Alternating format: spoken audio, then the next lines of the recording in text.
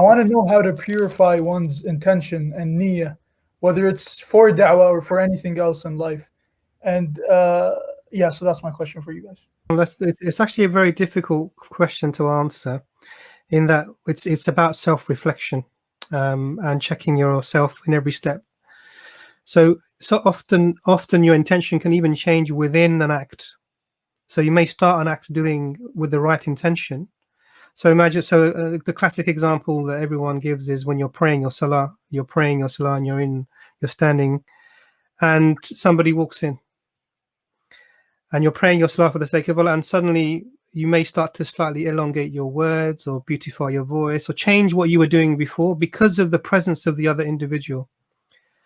And then what happens is that you have to check that, am I doing this for the sake of, or am I doing it to make my voice sound better for whoever has come in, or to make it look like I'm reading a longer surah or a longer ayah than for the person that came in? Or because then your intention is completely shifted.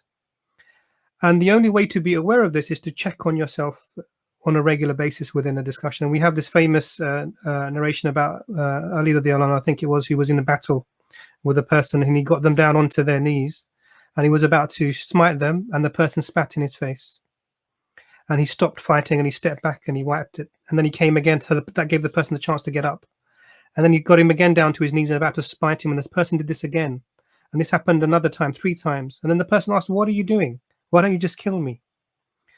And I think he was Ali, I could get in the wrong companion, but he said that when I'm fighting you for the sake of Allah.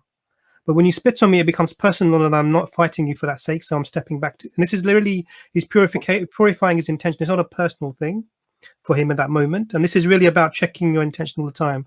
There's lots of resources for this, and we'll try and post links up. But I agree with Brother Abbas in that we have to get information from the people who can talk about this with a bit more knowledge, referring to the authentic sources, inshallah. So may Allah make it easy, and always try to seek forgiveness for yourselves, for your shortcomings, and try and check your intentions all the time in every single interaction that you have, all the time.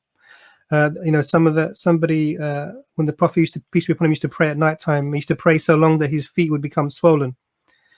And I think it was Aisha who asked the Prophet, peace be upon him, about this, that why are you doing, your past sins are forgiven and your future sins are forgiven, why are you doing this?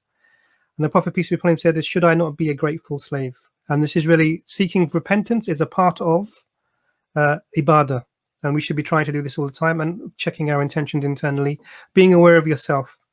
May Allah make it easy for you, and Jazakallah khair for the concern that you have about intention, because as we said before, that innamal a'malu binniyati, all action is by intention. So it's probably the most important thing, the most pivotal foundational thing in our steps to giving dawah, inshallah.